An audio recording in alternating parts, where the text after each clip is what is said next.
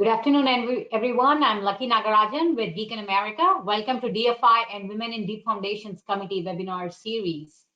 We are excited to bring this webinar series, Converting Crisis into Opportunity, Different Perspectives. This webinar is aimed to support and connect industry during this challenging COVID-19 time. Webinar is actually planned twice a month with speakers and panelists from different backgrounds, discussing thought-provoking issues.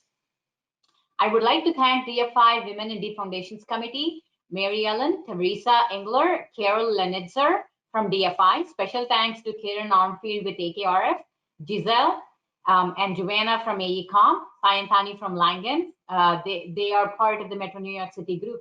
Thank you for supporting and organizing this webinar series with me. Next slide, please. I just wanted to give you a few GoToWebinar attendee control panel suggestions. So as you can see this in show in full screen mode, where to click. And this is the orange button you can click for audio, and for questions, you can actually click on this questions and you can enter the questions throughout the webinar, as we are speaking, and I will bring it up to the speaker and the host to provide the questions to the speaker itself. And you can actually click on this window that you see and pull it out, and you can see the question in entirety if you're interested, and the answers as well. Let me know if you have any questions during our webinar, and you can input it in here. Next slide, please. So before we start our webinar today, we have vibrant, dynamic, passionate Minna Taylor. She will be sharing her story, a pathway to unlock human potential. A little about Mina. Minna Taylor is the founder of Energize Your Voice, a New York City-based communication consultancy with an experiential approach rooted in the principles of improv and performance. She and her team support organizations to explore their full potential in public speaking, brand storytelling, executive presence, and leadership communication. Notable clients include Uber, Red Bull City, and E&Y. Minna earned her BFA from NYU Tisch and went on to earn her MFA in performance with a concentration in speech and vocal production. Beginning her career as an accent reduction specialist, Minna went on to transfer her theater training to developing an innovative approach for professional development. Let's welcome phenomenal Minna Taylor. Hi, Minna. Hi, Lucky. I'm going to let you take over. Okay, I'm ready. Hand it over. Hi, everyone. I am very excited to be here, to be sharing my story. This is such an uncertain time, but also an enormous opportunity to think about the potential that exists for ourselves and for organizations. And in these times of change, it can feel sort of overwhelming. And I really appreciate this space, this dedicated time to think about what opportunities live in this time. I think so much time has been spent focusing on the challenges. And so thinking about opportunity is a really special moment. So as Lucky mentioned, I'm Minna, and my company is Energize Your Voice. And we're based in New York City, but we work all over the world. And in this virtual landscape, that has allowed us to expand that opportunity to work with our global partners in a more intimate way. So we're working everywhere, all over the world. I run a communication company. What I really like to say is that my job is teaching adults how to play, fail, and tell powerful stories. I want to talk about my name for a minute, Minna. It's a unique one. And people always ask, where does that come from? Well, I was named after my grandmother. She was an incredible woman. She was a mother. She was an entrepreneur. And she lived to be 102 years old, which is incredible. And I asked her one time before she passed away, I said, Grandma, What is your key to longevity? And she responded without skipping a beat, adaptability. When I think about adaptability, I think about resilience. I think about the ability to be agile and respond positively with a sense of action and pursuit of purpose in the face of adversity. And I think we can all acknowledge that that's sort of the time in which we're living. Now, I was named after my grandmother, but I also feel like I embody these principles on a daily basis. And I live with the idea of resilience and adaptability, both in how I run my business, but also in how I pursue my path. As Lucky mentioned, I haven't always worked in the corporate space. I trained to be an actress. I went to NYU, and then I went on to earn my MFA. I lovingly refer to it as I earned a master's degree in truth telling, which is something that I have dedicated my life to. Now, this is unfortunately more challenging than we give it credit for. It's a deeply vulnerable thing to do, tell the truth, especially when you're trying to do it with strategy and objective, and there's consequence to the outcome. It takes daring vulnerability. At Energize Your Voice, we have a very simple mission, which is to create happier and higher performing humans. And we do this through building confidence and presence and agility and embracing failure and leadership potential. We use play, improv, and acting techniques to unlock the authentic, expressive potential of our participants and build a strong foundation of confidence. We give our students insight into what their capability for sharing their voice and speaking up, adding value, thinking creatively, daring to fail, what opportunity that brings them if they open up to it and move beyond those very strong boundaries of fear, that moment of will I or won't I? Can I or do I think I cannot?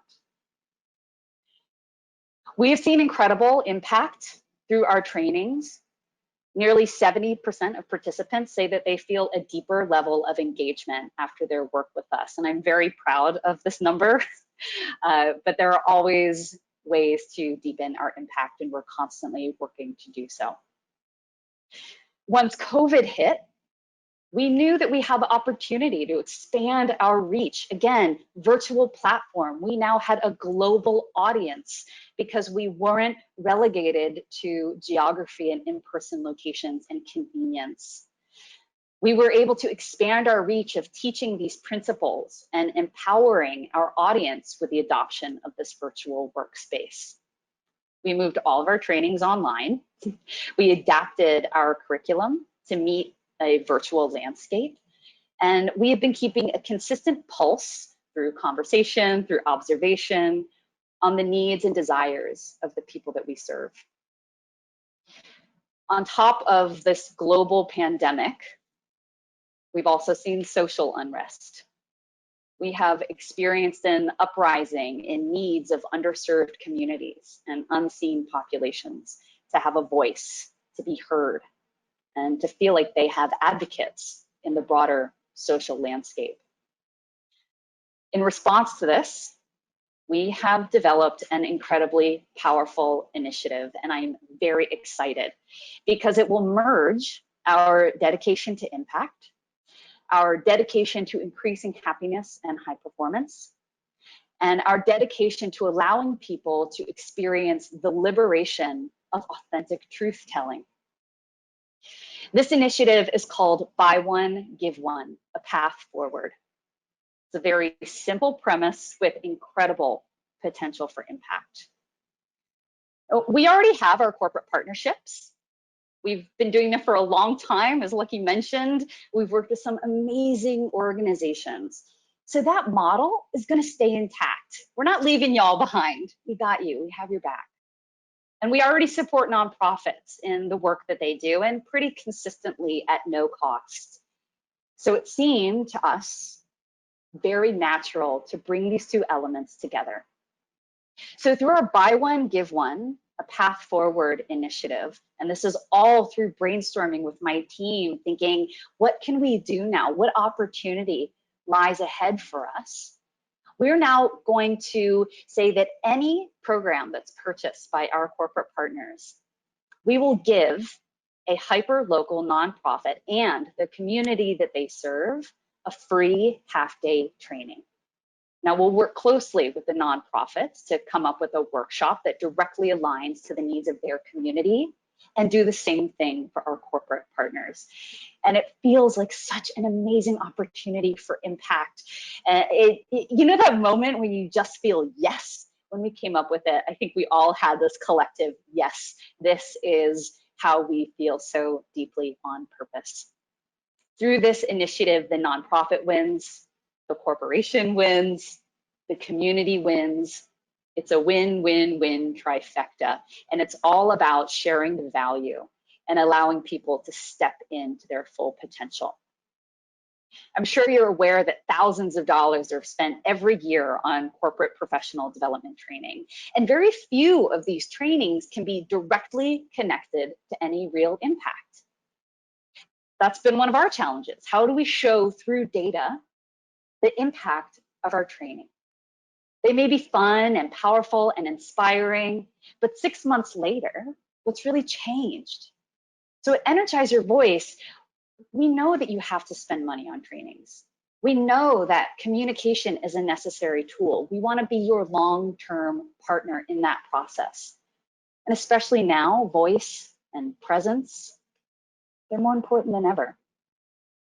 We have a proven model for our trainings, and I would implore you to consider working with us because the impact will be felt.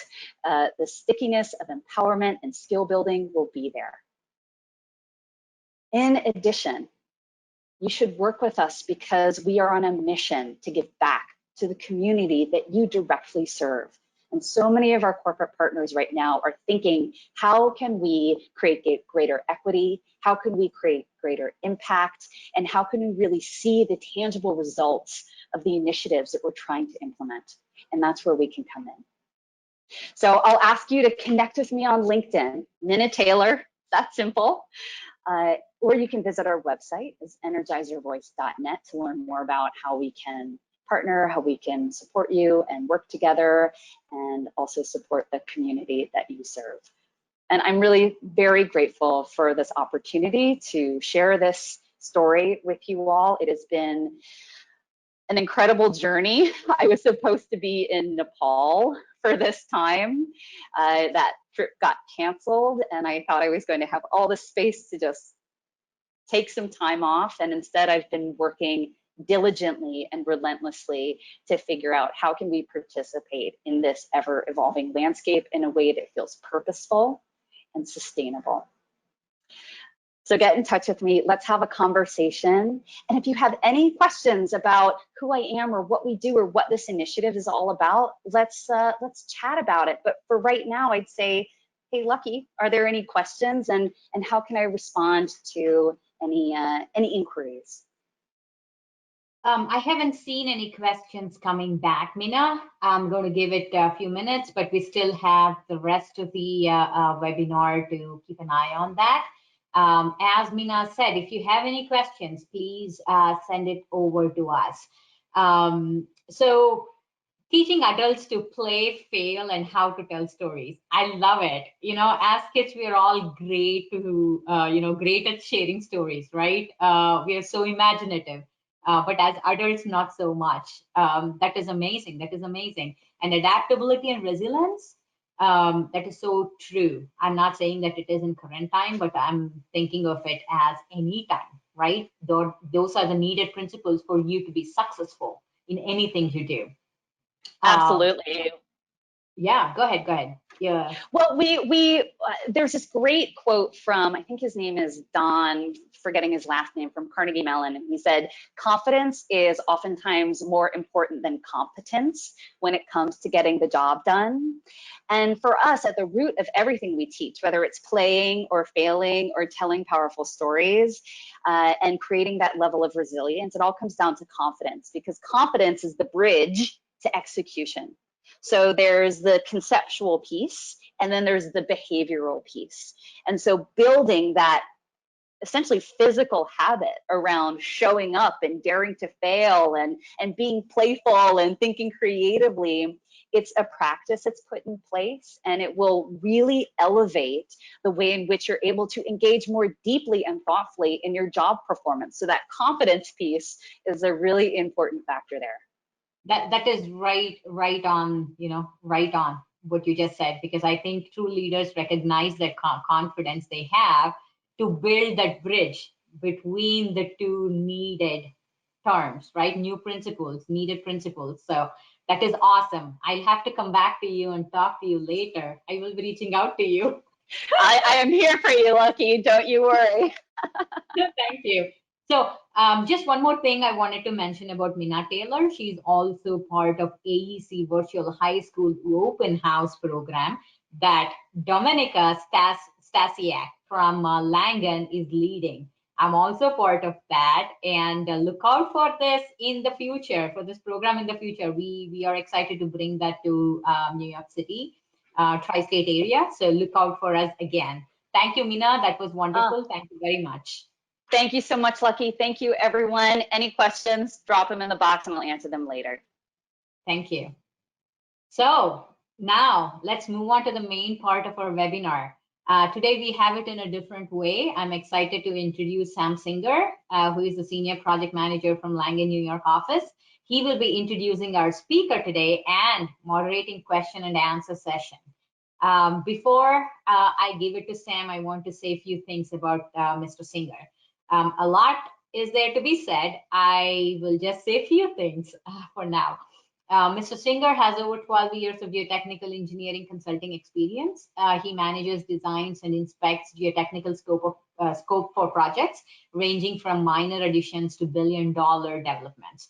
He has worked with developers, architects, contractors, and universities on dozens of successful constructed projects in the Great New York City region, as well as vital public projects with the School Construction Authority, New York City Housing Authority, and Department of Design and Construction. Mr. Singer typically manages subsurface exploration programs, design of excavation support and underpinning, foundations, ground improvement artwork, and construction monitoring programs. A few of his notable projects include the Greenwich Lane Development, 7 Bryant Park, the American Museum of Natural History, Natural History Glider Center, the basement addition to City Hall, Brooklyn Methodist Hospital's Center for Community Health, and many more. Mr. Singer started his career at Langan in 2008 after graduating from Lafayette College with a BS in civil engineering. He earned his master's in geotechnical engineering from Manhattan College while working full-time in 2012. He presently serves as Vice President of the ASCE Metropolitan Section and has been past President of the ASCE Metropolitan Section Younger Member Forum. Sam has championed and overseen many ASCE programs that are geared towards developing and mentoring students and younger engineers starting their civil engineering careers. Sam is also a member of DFI, Geo Institute, and the CTBUH Future Leaders Committee. Welcome, Sam, to our webinar series. I'll give it to you and you can take it over. Thank you, Sam. All right, thank you, Lucky, and thank you, Minna, for that very insightful story. I think that was a great way to start off. My name is Sam Singer. I'm with Langan Engineering. It's my pleasure to be moderator for today's webinar, Converting Crisis into Opportunity. And I think that it's obviously a very relevant topic during these uncertain times. And I like to think that as geotechnical engineers and contractors, that we're good at finding solutions to uncertainty. And as below the ground is exposed and uncovered, and what we encounter, we're good at adapting and finding solutions in our industry. But how can we improve upon that in our own careers, in our businesses? So that's what we're going to be touching on today, as I'm going to be pleased to introduce our keynote speaker, Gregory Bisadecki, a principal with Langan Engineering, about how he converted crisis into opportunity throughout his over 35-year career. 35 years. 35 years, he's seen his share of seemingly Armageddons in our industry. And not only has he persevered through them, but he has been able to grow Langan's New York City office, and has been instrumental in developing and in starting and developing Langan's waterfront group. So through my own 12 years of working alongside Greg, I think there's two traits that Greg in particular has that I just want to touch upon. I think allows him to have that base for coming out of bleak times and seeking opportunity and growing his career and Langan as a business. And firstly, I think that's paying attention to detail, but not only paying attention to detail, making sure that those around him who he's talking to understand those details, truly understands those details from the very beginning. You know, it's hard to come out of his office without you know, just nodding your head and saying okay, but without understanding truly what you're doing. I mean, you need to come out truly understanding the base and core details. And secondly, he's willing to listen to thoughts and considerations of anyone, whether you're the owner of a company, your first-year staff engineer, contractor, student, architect, anyone. And I think that his willingness to have a solid core base and willing to listen to others, and that allows him to adapt to the environment and what you know, periods when there's bleak times, really being able to adapt to that and turn that potential crisis into opportunity. That, along with his being an adjunct professor and being in a leadership role in numerous societies, I think has really given him that good base to allow him to help grow Langan throughout times that are good and times that seem a little bleaker. So with that, I'll let Greg share his experiences, and I'll join you again for the question and answer session right after.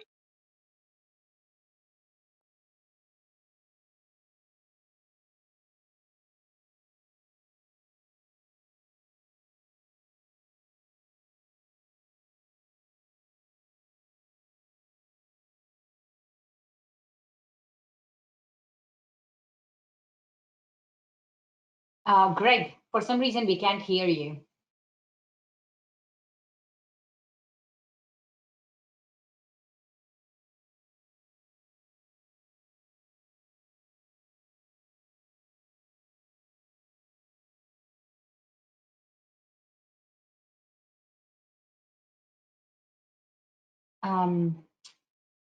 Greg, can you pull up the orange arrow on the left? I think you'll have to unmute your mic.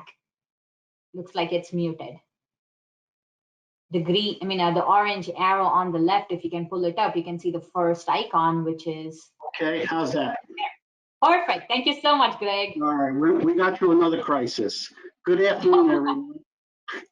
Thanks for taking time to allow me to share some of my experiences, to provide a perspective in case you've never been involved in a crisis or a recession. So there are not so good times and some good times.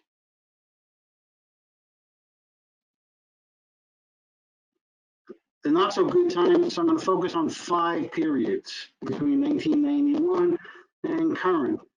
And basically good times was everything in between. So the first stop is the Iran energy crisis. This occurred 81, 82.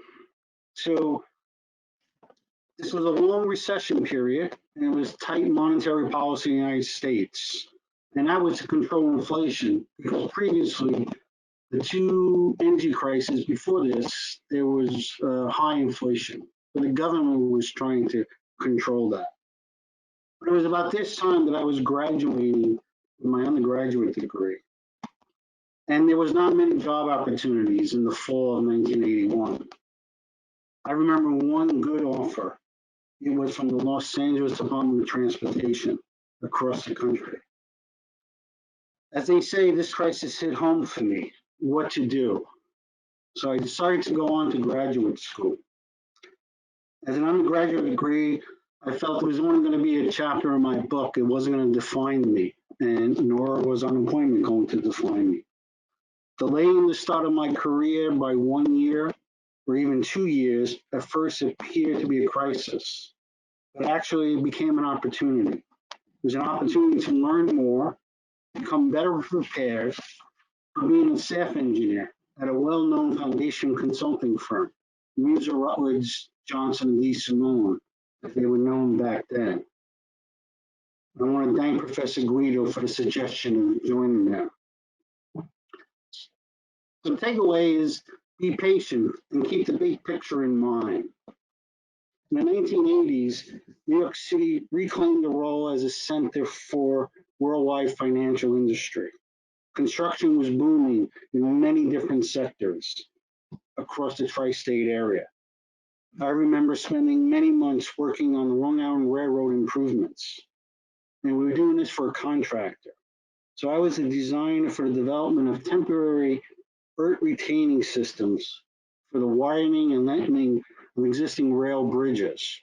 So it was a multi-phase approach where you had to protect the existing railroad and then build a new second rail line.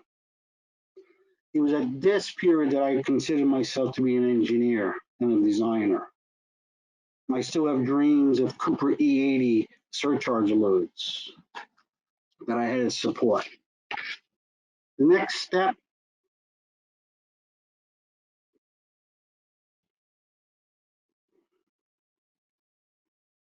was the Gulf War crisis. This is July 1990. There was a spike in the price of oil after Iraq invaded Kuwait. There was a decline in manufacturing, and NAFTA, the North American Free Trade Agreement, resulting in many manufacturing being moved offshore out of the United States. At this time, my career was progressing. I was a professional engineer. I was planning a wedding, and I was involved in a large development project in Honolulu, Hawaii. The goal of that project was to create underground parking adjacent to the harbor. And I was involved in developing construction schemes for excavation beneath the historical Aloha Tower.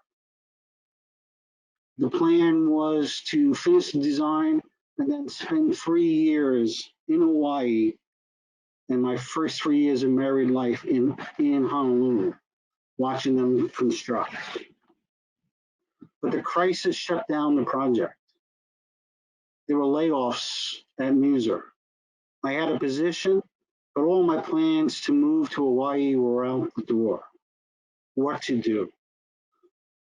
Instead of thinking that the recession had interrupted my life, I took it as an opportunity for reflection, to create new strategies, new habits. I got married. We went to the south of Spain for our honeymoon. We moved into Manhattan. We started a family. And I continued doing design work. On the bright side, I was able to walk to work. And I was able to walk home for lunch. So the takeaway here is you need to reflect and define your own success.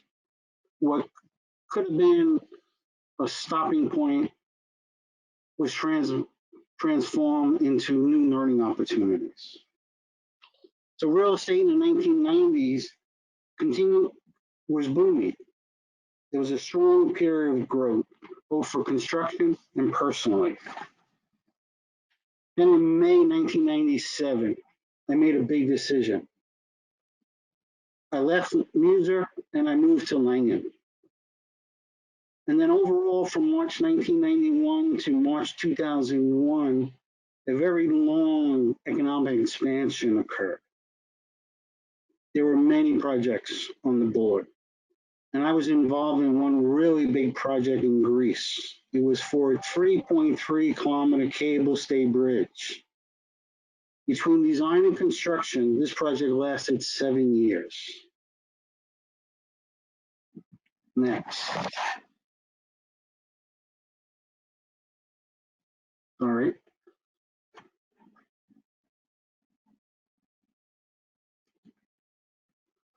And then 2001, it was the start of a recession in March. It was the collapse of the dot-com bubble and a series of accounting scandals at major US corporations. And then it was the 9/11 attacks. I'm going to skip this piece, but I do remember there was a flight to Greece in October 2001, right after the attacks, where I went on the plane with a bit of apprehension. But the next half dozen years were really good. Design and construction continued at a good pace. The Rion-Tirion Bridge was completed in 2004, in time for the Summer Olympics in Greece.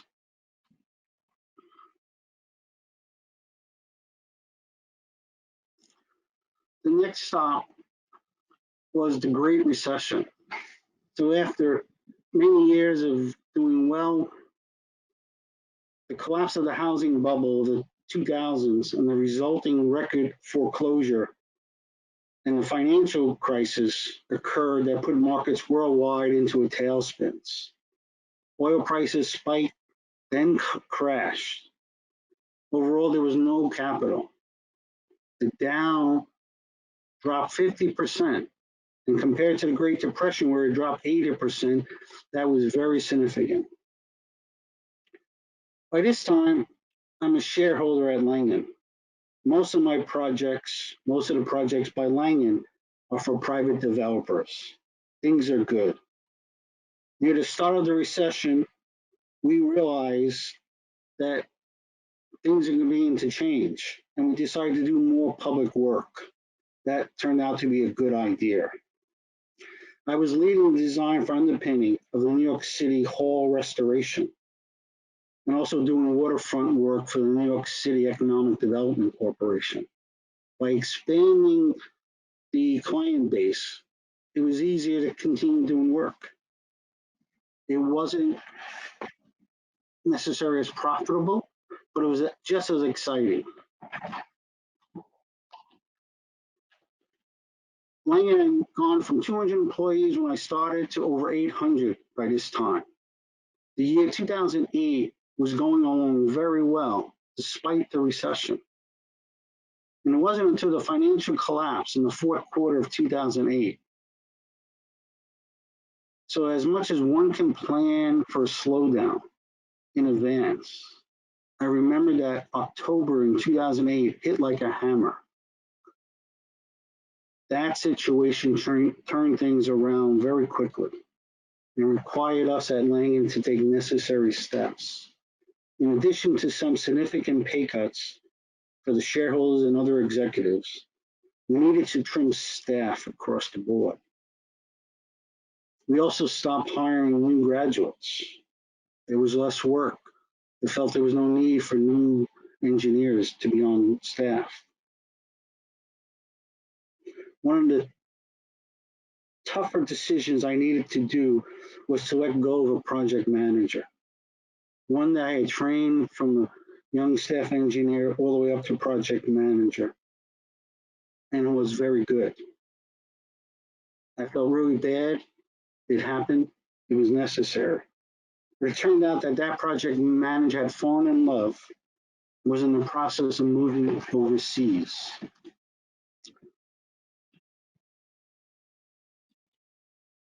The takeaway here is one needs to be prepared.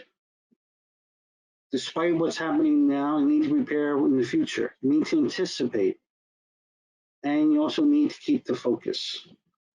We are a business-oriented society. Engineering is a business. And in order to stay in business, you must do things that are not necessarily good. The steps that we had taken were effective. We continued to do good consulting work, and eventually things got better. In fact, they got much better than before. After the Great Recession was the longest economic expansion in history, 126 months, over 10 years. At this time, during this period, Langan expanded to 1,200 employees. Things seem unstoppable. And then we came to the current situation, starting in February 2020. And where does it go? How long is this crisis, this recession will last? Unemployment 20 to 25%. This is going to be known as the COVID-19 recession. Government ordered shutdowns to slow the spread of the pandemic. And it's anticipated that we're in the midst of the worst recession since the Great Depression. Who knows where and what the story will eventually be. For those that have been part of past recession, there is a realization that we are in a cycle. We are at a low point on the curve. But our experience, my experience, tells us that the curve will rise again. Despite not realizing it, or despite everything to the contrary, things will get better. Again, at Langan, we took necessary steps early. Again, pay cuts for the executives were proven to be an effective method to maintain staff. Furloughs of some staff allowed opportunity to bring people back, and this has occurred as construction has picked up. We also did something different. We made offers to new graduates, not as many as we anticipated in December and November, but we did not eliminate new hires. This was a lesson learned from the 2008 recession, because several years later, there was a gap of senior engineers. And as bad as things seem for us, we also considered other people. We raised money to donate to charities, to feed the hunger. What happens to individuals here, there are always other people in worse shape. One of the things that we did is work away from the office, as many others. This was necessary. But the reality has been, it's been productive. So key takeaways is you need to expand your comfort zone. You need to innovate to grow. And you need to remember that we are in this together. In closing, a key first step in any crisis is to recognize that there is one and not underestimate the severity of the crisis. Even working away from the office requires continued effort. It requires reframing the problem. As engineers, we're good at solving problems. We need to look at issues through a different lens. Sometimes the solution is not immediately obvious. And we need to communicate. We need to help others who are really struggling. Even among staff, we need to encourage each other and to make sure that everyone is doing well. So I'd like to thank you for spending some time. Don't stop believing. And if you have any questions, please ask. Thank you very much.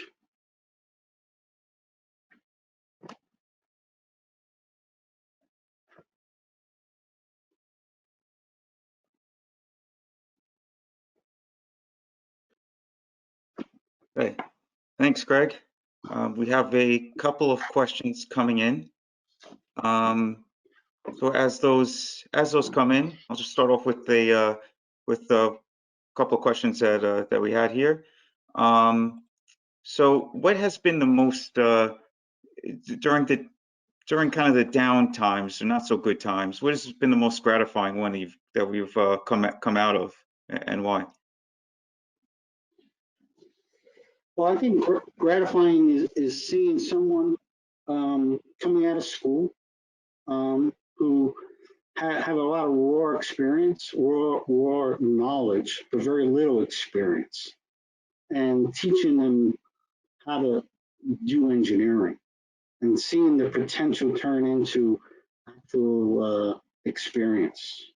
I mean, I have had students that I have taught in class, interns that have come just for several months and then come back and actually do very well and see them progress. So it really doesn't matter if it's good times or bad times. You keep the focus, you do the work, you do the teaching, and you get the experience.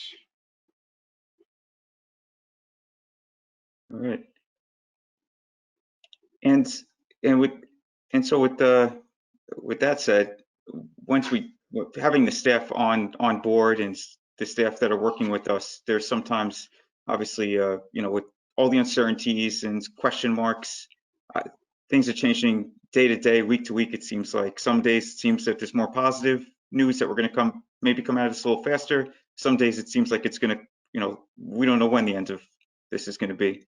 And how do you handle the kind of the, maybe not panic, but the maybe the uneasiness that some of the staff would feel during these types of times? I think you have to express, you have to show to be strong, right? To explain to them that to be patient and that this is a time period like any other time period and that things will eventually change. It may seem impossible to think that things are not going to continue forever, but you focus on what you're doing now and eventually things will turn around. We have a question from someone here.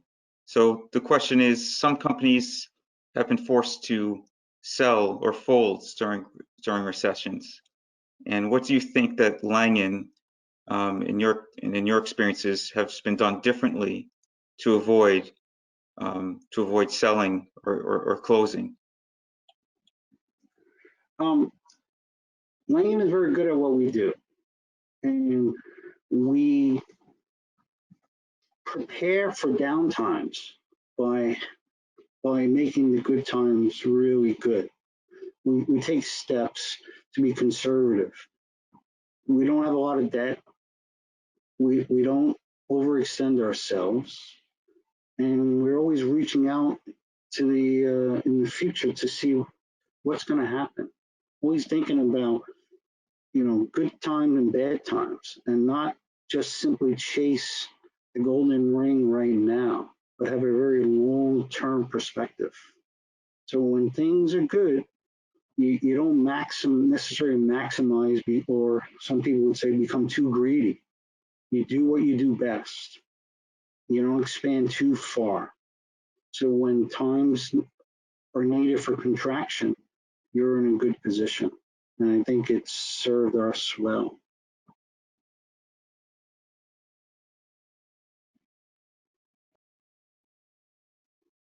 So with that, has there been would you, I mean, how would you say that you kind of that what are you looking at during adjustments during these hard times, as far as any signs for what are you referring to as far as any signs that things are going to turn around, or where the direction of the industry might go?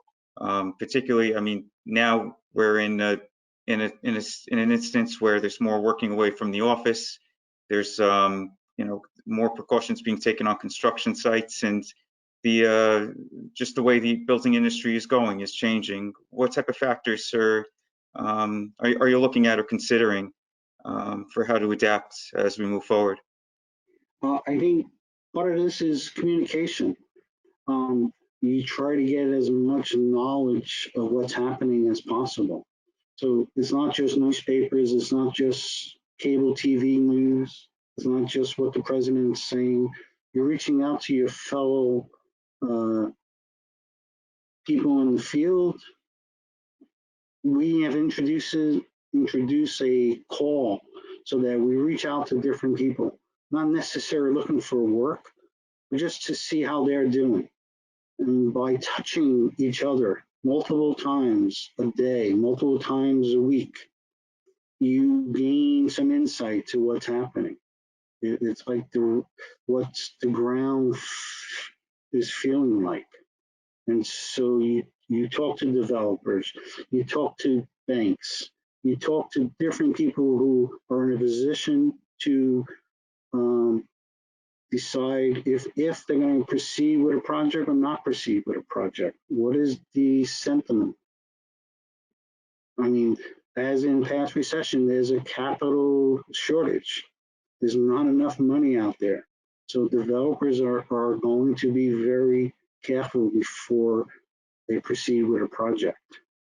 And so there's due diligence to be done to make sure that you're involved with a developer who can go forward, and not get involved with a developer that, you know, doesn't have the capital to continue on their project.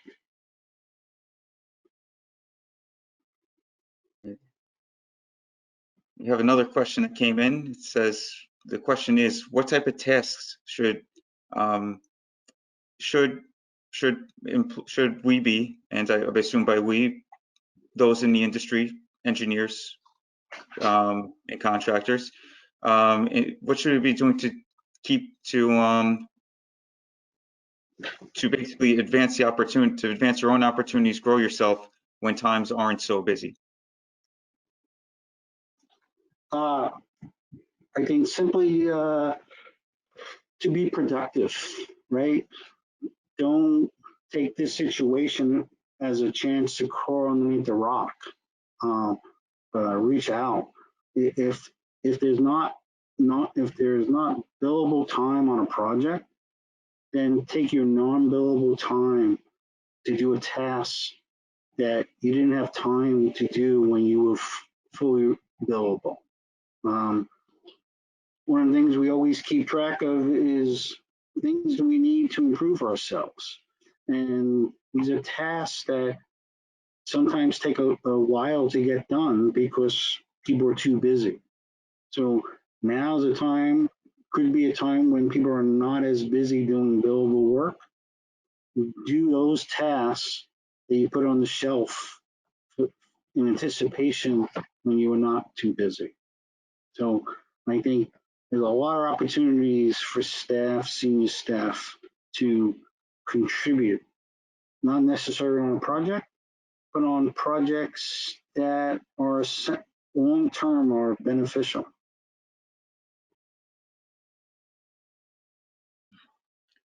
All right, and you mentioned earlier on in the presentation about how times were tough when you first got out of school, didn't get into the workforce right away. Was there a time, I know after the fact you realized that it was an opportunity, but was there a time when you kind of questioned your choice of going into civil engineering, or which path you would take within civil engineering once you got out of school? Not really. I have two older brothers. So they preceded me in high school. It was a technical high school. And my oldest brother did not take up engineering, but my middle brother did. And so he was working when I was about to graduate. And I saw that, you know, he was having fun doing what he was doing. And I was having fun doing stuff in school. And I never really thought about changing it or changing careers. I was going to be a civil engineer. And since high school, that was a path. I mean, probably luckier than others to have people ahead of me showing me the possibilities. So yeah, no, even when I was a young, non-experienced graduate, I still wanted to be an engineer and had a sense that things would allow me to do that. What would you say that, you know, people coming out People coming out right now, people starting their careers right now, would you say, dealing with concerns about the pandemic, I mean, what would your biggest piece of advice be to them? You know, the engineers and such who are, you know, in the middle of the careers right now, starting their careers right now, into what you think, into what you think how they can deal with their personal and professional concerns. Good question. I think, like I said, you have to take it serious. You have to realize that this is a not so normal period. This is a not so good times. And not consider this is going away anytime soon. That we are in this together. It's a challenge, and there are many ways of making yourself get out of this. And it's different for different people. But people, staff, engineers, contractors, they each need to look at things from different viewpoints and see what could work. And sometimes it's a trial and error. I mean, you may come up with a bright idea of how to cope, and it may not be working. So you embrace that failure and you move on, and you come up with a different approach. And you come up with different approaches until you find one that satisfies yourself. The last thing you want to do is give up. And the last thing you also want to think that you're in this by yourself. There are other people. Reach out for help. At Langan, we have a program to help individuals who are feeling down, who may need something other than their project manager or someone else, a professional to help them to cope. So, you know, there's nothing wrong with realizing that things are different right now. So it's good advice. All right, we have one last question. Then we'll hand it back over to Lucky. Last question is, where do you think we are in the current economic downturn? Would you say that we're right in the beginning of this, or would you say that we're that we may recover on faster on the faster end of things and get back to better times? The hope is it's a V-shaped curve, but the planning should be for a U-shaped curve, and that things may continue to be, you know, stable at best for several more months.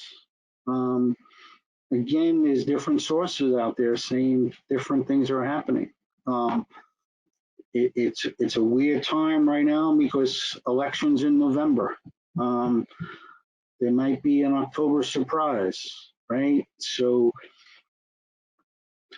but there may not be, and you have to reach out and try to take different pieces of knowledge to come up with what you think is happening. I mean, and right now, I think we're in a period of uncertainty that may continue.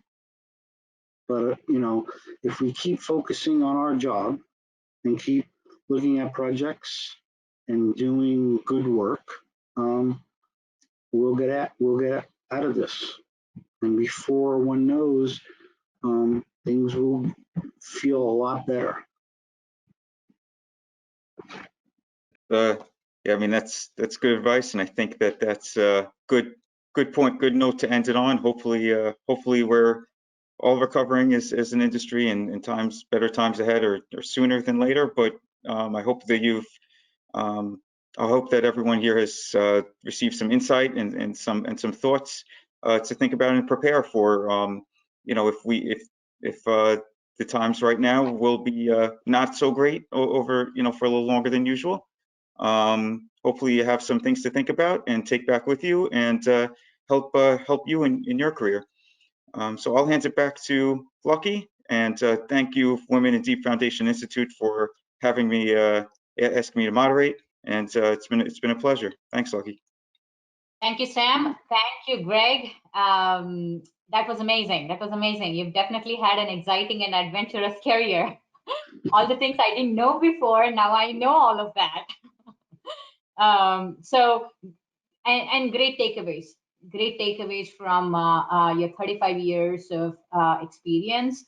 Be patient, keep the big picture in mind, which is very difficult to do for all of us. And also, I love that you said expand your comfort zone, innovate to grow. We are all in this together. That is also one of my favorite takeaways, I think, from your your life story.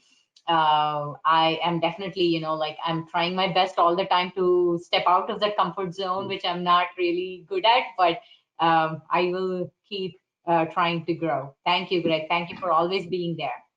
Great, Lucky. Thank you. Have a great day. Thank you. Mina, would you mind switching your webcam back on? We would like to see you, and I have a question for you. So can you share some of your most impactful projects and programs? Clarification, general programming or specific client programming? I can think of one specific program that really, I think, encompasses everything that we do. And we worked with a large media company for their sales team. And they were recognizing, so they were sort of a mixture of tech and advertising. And so it was like their ad sales team. And one of the big things they were encountering was the clients were not perceiving a deep level of trustworthiness on behalf of the people within the organization. And so they called us in to say, how can we incorporate trustworthiness, authenticity, and a deeper level of storytelling when it comes to how we're expressing and synthesizing our product capability to meet the needs of our potential clients. And so we worked really deeply and with them to say, okay, how can we create a deeper level of awareness around the products themselves? So how do they each work independently? How can we sort of, through gameplay and through creative and strategic thinking, on the fly, bring them together in unexpected ways? And then how do we create narrative around that? And allowing the narrative to be unique to each individual. So although there was a cohesion in terms of brand communication, the individual's voice was now elevated and more present, thereby giving the perception of greater trustworthiness and authenticity, because the person speaking, the salesperson speaking, actually had that opportunity to make it their own, to make it their language. And I think oftentimes when we feel stuck communicating language that doesn't feel like a direct extension of us, it can feel somewhat disingenuous or maybe out of alignment to what feels natural to us. So this was really about building frameworks and then going through facilitation to empower them to do that more consistently and make that part of their sales process moving forward. That's awesome. That's awesome. I also, initially when you started answering your question, you mentioned that you also have individual programs, right? Individual projects or individual programs. Can you tell me a little bit about that? Like what kind of individual projects do you, train people on? Yeah, so we have at Energize Your Voice, when we partner with corporations, we do minimum 3-month engagements. And the reason behind this is because we're really focused on embodied learning principles. And so if you're thinking about any sort of physical practice, one exposure won't do the trick. It's like going to the gym, having a trainer, being like, oh my God, I'm gonna get a 6-pack, this is amazing. And then 2 weeks later, you're back on the couch eating potato chips. So we really believe in consistency of exposure and partnership to create the depth of learning that we know is possible. So we work with our corporate partners in a 3, 6, or 12-month engagement. And then for special programming, we have specific programs that we present. So something called Empowered Play, which is all about speaking up. And we talked about that boundary of fear. So how can we explore physical habits to move beyond that? And then we have something called the Brand Storytelling Series, and that's a pretty specific program. So for companies, for example, rapid growth companies, venture-backed, that are in massive hiring phase right now, that are continuously onboarding people, or for legacy companies that are potentially going through a change initiative or simply want to revitalize their brand narrative, we come in consistently, either monthly or quarterly, say, all right, everyone, let's get together, let's look at our brand narrative, let's look at our storytelling, and let's empower one another to not only be consistent and cohesive, but also independent and authentic. That's awesome. That's awesome. Thank you. Thank you so much, Mina. Thank you so much. That was amazing. I do have a few more questions for you, but I'll come back to you later. Okay, wait, offline. I got you. Offline, yes, yes. Thanks so much, Mina. Lucky. That was amazing. Thank you so much. Yeah. Mary Ellen, can you just put on the last slide? I just want to announce what we have coming in for the next webinar. Thank you everyone for attending, and the next webinar is going to be on August 4th, 12 p.m. to 1 p.m. Again, the same time, EST. Dana Hedge, Assistant Director from Port Authority of New York and New Jersey, is going to be our speaker. She will be sharing building confidence and mentoring opportunities in the time of pandemic. We are all looking forward to it. Thank you again, DFI, Mary Ellen, Teresa, and Carol. And I also want to thank Metro New York City Group, Karen Armfield with AKRF, Giselle and Joanna from AECOM, Sayantani from Langan, and Arpana from WSP. Thank you for supporting and organizing these webinars with me. See you all on August 1st week. And after that, we actually have Jennifer Cass, the second part of the August. She is the Senior Vice President, Capital Program at New York City Economic Development Corporation. She will be sharing how to think about equity during our project design and delivery process. So we have 2 exciting webinars in August. Don't forget to tune back in. Thank you so much. Thank you, everyone. Have a wonderful day.